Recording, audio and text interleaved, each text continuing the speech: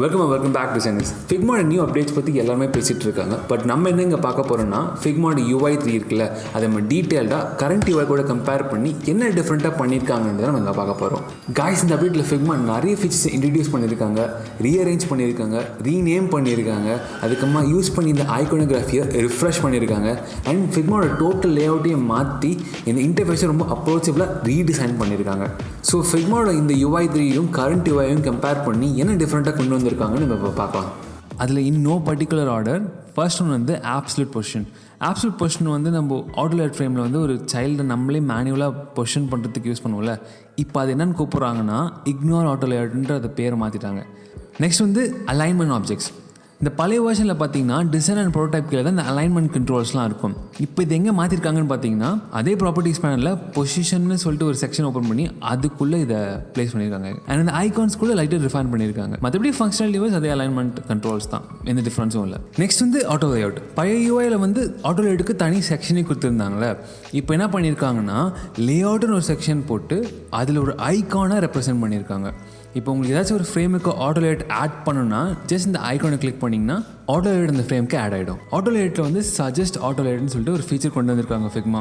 நீங்கள் ஜஸ்ட் நார்மலாக ஒரு கார்டு டிசைன் பண்ணுற மாதிரி டிசைன் பண்ணிட்டு அந்த கார்டை ஃபுல்லாக செலக்ட் பண்ணிட்டு சஜஸ்ட் ஆட்டோலேட்னு கொடுத்தீங்கன்னா வித்தின் அ கிளிக் ரெஸ்பான்சிவாக மாறிடும். ஆனால் ஃபிக்மா என்ன சொல்கிறாங்கன்னா மாடரேட்லி காம்ப்ளெக்ஸ் டிசைன்ஸ்க்கு மட்டும்தான் இது யூஸ் ஆகும். அதாவது ஒரு கார்டு டிசைனுக்கு, நேவிகேஷன் பார்ஸ்க்கு, மொபைல் ஸ்க்ரீன்ஸ்க்கு மட்டும்தான் இது ஒர்க் ஆகும். இதுவே நீங்கள் larger and complex designs like வெப்சைட்லாம் நீங்கள் போனீங்கன்னா இந்த சஜஸ்ட் ஆட்டோலேட்டை பேட்சாக யூஸ் பண்ணுங்கன்றது சொல்கிறாங்க. அதாவது நீங்கள் ஒரே கிளிக்கில் ரெஸ்பான்சிவாக மாற்ற முடியாது எந்த ஒரு காம்போனண்ட்டையும். அதுக்கு பதிலாக நீங்கள் வந்து உள்ளே இருக்கிற ஒவ்வொரு எலமெண்ட்டையும் சஜஸ்ட் ஆட்டோலேட் கொடுத்து ஆட்டோலேட்டாக மாற்றி மொத்தமாக நீங்கள் ரெஸ்பான்சிவாக மாற்றிக்கலான்றதான் சொல்ல வராங்க. நெக்ஸ்ட் வந்து பிளெண்ட் மோட்ஸ். பிளெண்ட் மோட்ஸ் வந்து இப்போ எப்படி இருக்குன்னு பார்த்தீங்கன்னா லேயர்ஸ்ன்ற செக்ஷனில் ஒரு ட்ராப் டவுன் மெனு மாதிரி கொடுத்துருக்காங்களே. ஆனால் புது UI 3 என்ன பண்ணியிருக்காங்கன்னா அப்பியரன்ஸ்ன்ற செக்ஷனில் வெறும் இந்த ட்ராப்லெட் ஐகான் இருக்குல்ல, அதை வச்சு தான் இந்த பிளெண்ட் மோட்ஸ் ரெப்ரசென்ட் பண்ணியிருக்காங்க. அண்ட் ஃபங்க்ஷன்ஸில் எந்த டிஃப்ரென்ஸஸும் இல்லை.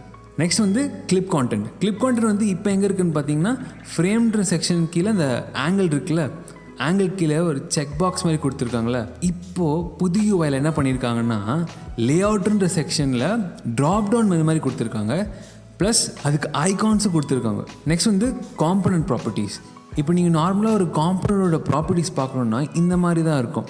இது என்னன்னே சொல்ல முடியுது, இன்புட் பாக்ஸா இல்லை இது என்னன்னே சொல்ல முடியல. ஆனால் UI 3ல் எப்படி மாற்றிருக்காங்கன்னா ஒவ்வொரு ஃபங்க்ஷன்ஸ்க்கும் ட்ராப் டவுன் மெனு கொடுத்து அதோட பூலியன் ஃபங்க்ஷன்ஸ்லாம் ஒன் பை ஒன்னாக அரேஞ்ச் பண்ணியிருக்காங்க.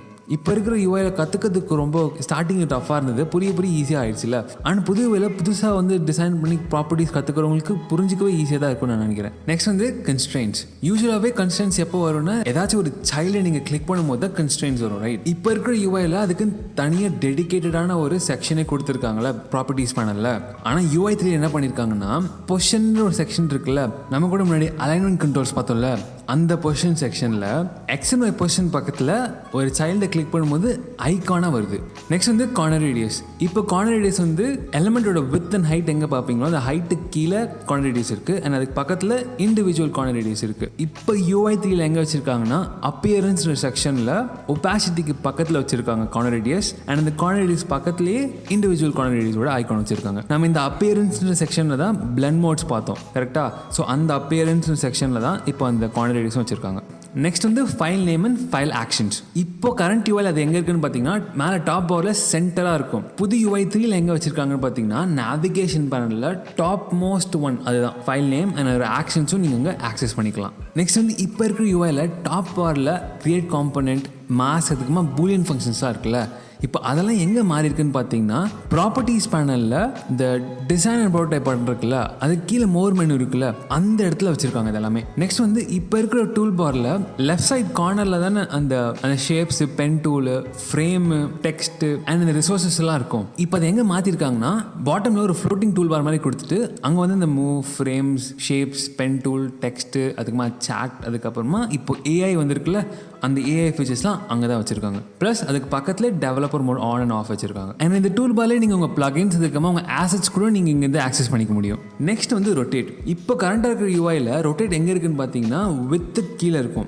அதே மாதிரி ஃப்ளிப்பிங் ஹாரிசான்டல், ஃப்ளிப்பிங் வெர்டிக்கல் எங்கே இருக்குன்னா மோர் ஆப்ஷன் இருக்கும். நீங்கள் ஒர்க் ஸ்பேஸில் நீங்கள் அதை ஆக்சஸ் பண்ணிக்க முடியும். ஆனால் இப்போ அந்த ரொட்டேட் அண்ட் ஃப்ளிப்பிங் ஆப்ஷன்ஸ் எங்கே கொண்டு வந்திருக்காங்கன்னு பார்த்தீங்கன்னா நம்ம அலைன்மெண்ட் கண்ட்ரோல்ஸ் பார்த்தோம்ல பொசிஷன்ற செக்ஷனில் அங்கே எக்ஸ் அண்ட் ஒய் பொசிஷன் இருக்குமா, அந்த எக்ஸ் பொசிஷனுக்கு கீழே ரொட்டேட் வச்சிருக்காங்களா, அந்த ரொட்டேட் பக்கத்தில் flip horizontal and flip vertical வச்சிருக்காங்க. கடைசியாக ரொம்ப முக்கியமான விஷயம் டெக்ஸ்ட். இப்போ கரண்டாக இருக்கிற யூஐயில் வந்து டெக்ஸ்ட்டுக்கு தனி செக்ஷனே இருக்குது இந்த ப்ராப்பர்ட்டிஸ் பேனலில். UI 3 என்ன சேஞ்ச் பண்ணியிருக்காங்க பார்த்தீங்கன்னா டெக்ஸ்ட்ன்ற பேரை வந்து டைப்போகிராஃபின்னு மாற்றிருக்காங்க. அந்த இந்த செக்ஷனை நீங்கள் கம்பேர் பண்ணாலே தெரியும் எந்த அளவுக்கு ரிஃபைன் பண்ணியிருக்காங்கன்னு சொல்லிட்டு. எல்லாமே இங்கே வந்து ஓப்பனாக இருக்குது, இது எதுவுமே கண்டெய்னாகவே இல்லைல்ல, இங்கே வந்து எல்லாமே கண்டெய்னாக தெரியுது உங்களுக்கு. அண்ட் பேராகிராஃப்ஸோட ஸ்பேசிங் வந்து இந்த மூவ் செட்டிங்ஸ்குள்ளே மூவ் பண்ணியிருக்காங்க. Figma UI 3யோட இந்த ஓவரால் லேஅவுட் பார்த்தீங்கன்னா ஒரு ஃப்ளோட்டிங் ஃபீல் தருது. அது எல்லாமே ரவுண்டட் கார்னர்ஸ் யூஸ் பண்ணியிருக்கிறதால ரொம்ப அப்ரோச்சபிளாக இருக்குது. இப்போ கரண்ட்டில் இருக்கிற யூஐயும் இதையும் கம்பேர் பண்ணும்போது லெஸ் இன்டிமிடேட்டிங்காக இருக்குது, அதாவது அப்ரோச்சபிளாக இருக்குது. புது யூசர்ஸ், புது டிசைனர்ஸ் யாரும் வந்து ஃபிக்மாவை கற்றுக்கணும்னு வராங்கன்னா ரொம்ப அப்ரோச்சபிளாக இருக்குது. ஃபிக்மா இந்த அப்டேட்ஸில் ஒரு ஸ்டாட்டிக் இமேஜஸ் தான் காமிச்சிருக்காங்க.